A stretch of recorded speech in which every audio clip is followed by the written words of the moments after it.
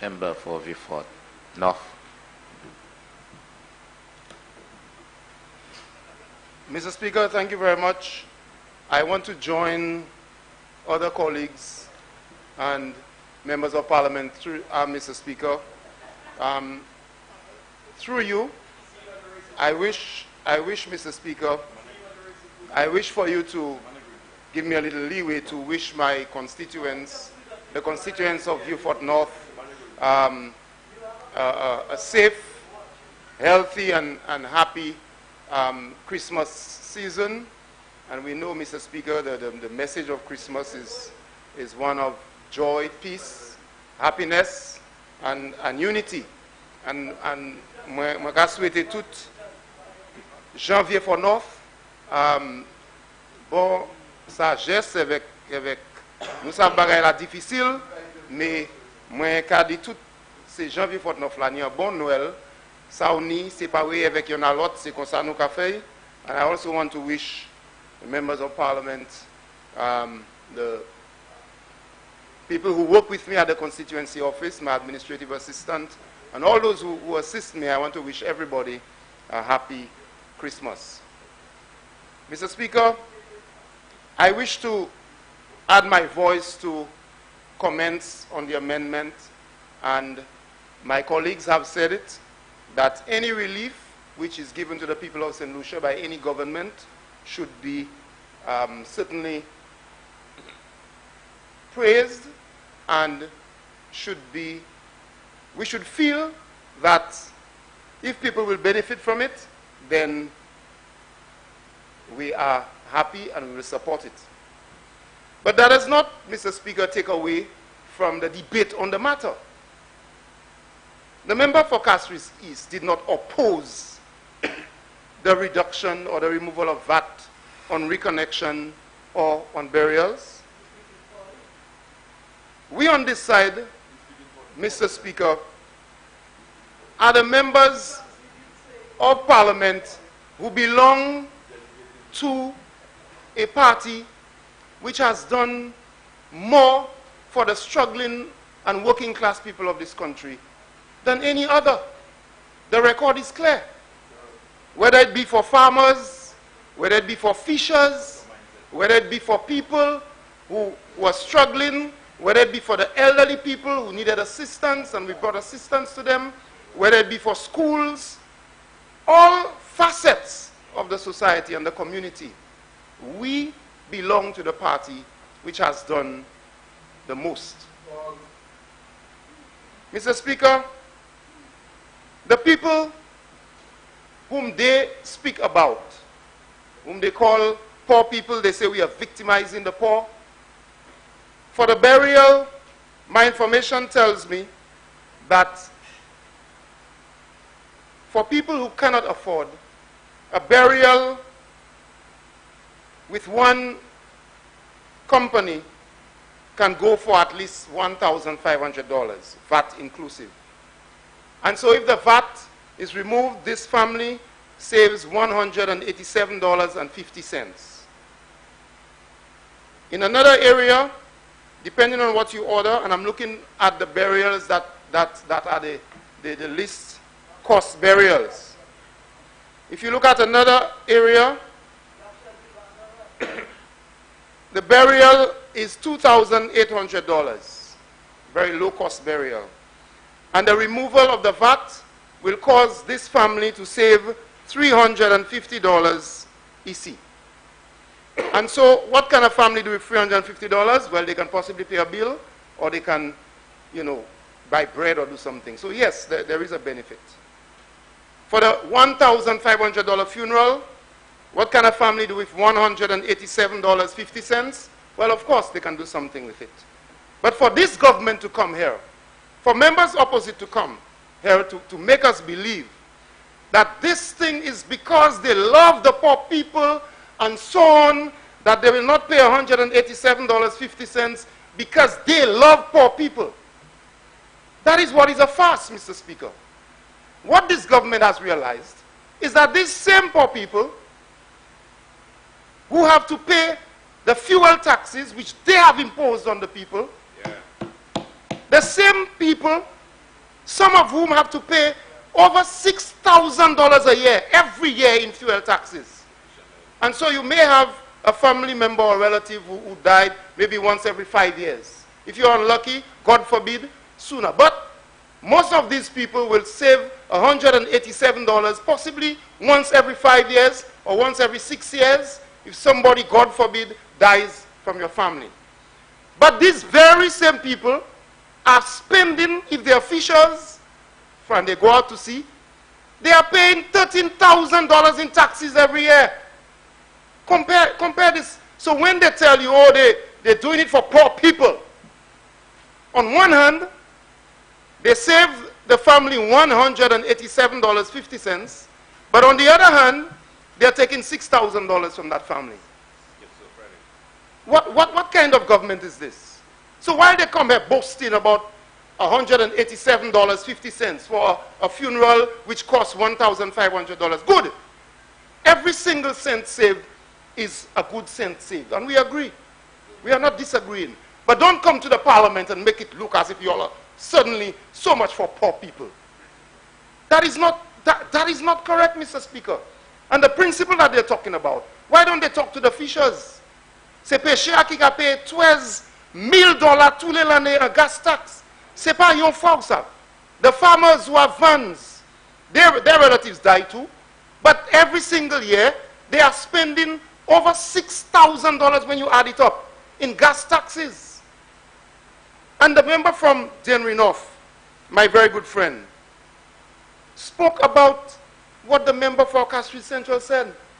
And it's as if he read my mind, because I have all of these points. What mindset? And it's worth repeating, Mr. Speaker. What mindset? He can't tell you day.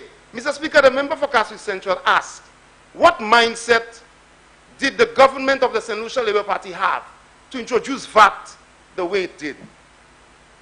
Ça y kamade a se, qui ça qui tient l'idée nous?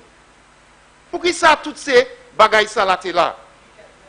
But Mr. Speaker, ça me ka di a se, me ka mande même membre parlement Castries Central ça là. Est-ce qu'il pas qu'à aller Victoria l'hôpital? Est-ce l'idée pas qu'à tuile biché, like à Tanek ouais pour tuer avec même ces moun ça en l'air tiles fouette là. L'idée pas tuile biché. L'idée pas tuile biché. Les lani mam en yo même peut-être ils connaissent un shy about ça. Qui ka vend couverti passeport. L'idée pas tuile biché. She speaks about mindset, Mr. Speaker. And the member for Denry North spoke about the throwing of the trays. What mindset of a government that will close a program where so many of our elderly people were being taken care of, and they reintroduce something which is not close to what it was. C'est mouna qui a gardé ces gwa mouna. Yo pas te joindre ces instruments, the kind of training that is required, Mr. Speaker. What mindset of a minister? Un moun qui était un ministre santé avant. This thing about mindset, Mr. Speaker, needs a response. So what mindset in a government would cause the commissioning of the OKEU hospital to stop? When this very member, Mr. Speaker, was part and parcel of discussions that under a Labour Party government improved the accident and emergency section at Victoria Hospital. What mindset, Mr. Speaker? And what mindset would cause a government to agree to let one man own almost the whole of Beaufort? What mindset of a government will do that, Mr. Speaker? Qui a l'idée, sagesse, qui est un gouvernement ça, li qui mande, qu'on ça nous mande. And what mindset would cause a government to downgrade a hospital to a level 4 hospital? What mindset of a government, Mr. Speaker, would declare that a building which housed the hospital is no longer fit for a hospital, mais on y plan pour bailler gens privés, même building ça qui était near l'hôpital? What mindset of a government is that? And what mindset would allow people, Mr. Speaker, to take even our beaches? What mindset? Mr. Speaker, so while they are saying all of this,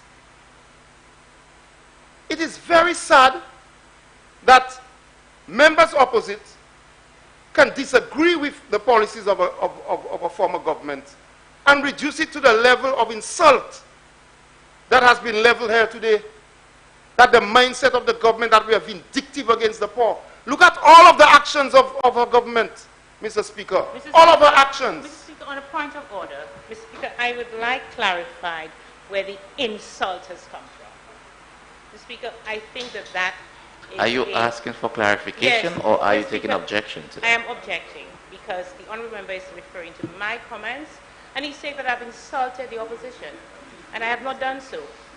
I was very specific in referring to the VAT on reconnection and on water and electricity, and they still have not answered the question I asked. The question is still in the air. They've not answered it. Very well, honourable member. Member for Vieux-Fort North. Thank you, Mr. Speaker. I want you to. I'm asking you to stand. That's fine. Okay.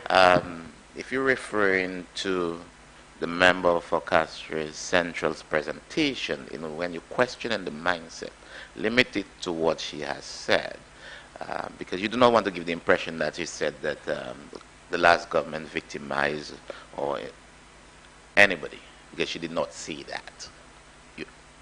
Okay? So that's what I'm saying to you at this present time as a guy. Mr.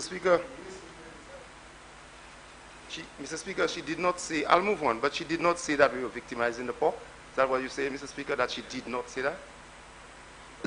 Very well, that she made reference to the VAT, only the VAT. Okay, Mr. Speaker, very well, I'll move on. Hansard can always go back to that. But Mr. Speaker, let me say that the comments of members opposite clearly don't reflect the reality that our government victimized the poor. And I will continue to say that their actions have placed more pressure on the poor. And that is why if you look at the statistics, the level of indigence, and if you go through our communities, you will realize that there is pressure on the poor people of St. Lucia. There is pressure not only on the poor, but on the business section of this country, on the business sector. There is pressure on all St. Lucians. And they come here talking about the reduction of $187 is because they love the poor. It's because they love the poor. Mr. Speaker, I wish to also indicate, Mr. Speaker, that the removal of VAT on the companies who will be constructing the roads as expressed by this government is one I need to mention. And there was also mention of the removal of VAT on the reconnection on some water supply issues. Mr. Speaker, I wish to say that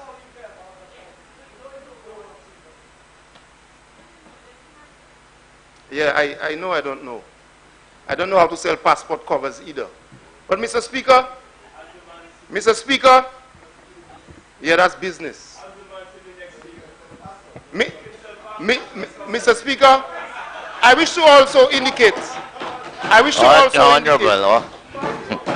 Honorable members, the honorable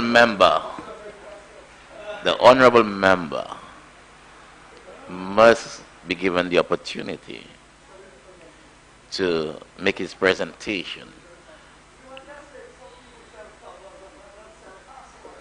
Just Mr. Speaker, I wish to remind honorable members that the leader of the opposition and member of parliament for Castries East did make the point that while we are speaking about removal of VAT for the company which will be doing the roads, we have no idea, and I don't know if this will come to the debate, about the roads which will be repaired. And I know this is a very ticklish issue, and when you connect it to the 150 that's been charged for the repair of roads, I urge, Mr. Speaker, that while we are removing the VAT for the companies that are going to be repairing our roads, I urge the government to continue the roads in my constituency. I urge the government that these roads that were under the Q80 funds program, the Minister for Agriculture did write to me. I wrote twice indicating the roads, and nothing. So, Mr. Speaker, I again urge the government to consider these roads going up to Bellevue, the Bamboo Road, Vigier, all of these roads, and we are hearing companies getting VAT exempt. So I wish, on behalf of my people, on behalf of the people of Beaufort North, those people who are paying their $1.50 to urge the government to repair these roads. The VAT on water came up, and I will, every opportunity I get, Mr. Speaker, in this parliament, I will plead for the people at Foncapesh, and I just spoke with the minister a little earlier. He again assured me that he'll be looking into it. The connection of water, all the pipe work being done, and we are looking forward to that. So, Mr. Speaker, I want to end by saying that, yes, the relief is welcome, but that relief must not be looked at in isolation. That relief must be looked at. It's a ploy, Mr. Speaker, because the government has so heavily taxed the people of St. Lucia. They have so heavily taxed the people of St. Lucia that any basic relief the people get is welcome. Thank you very much, Mr. Speaker.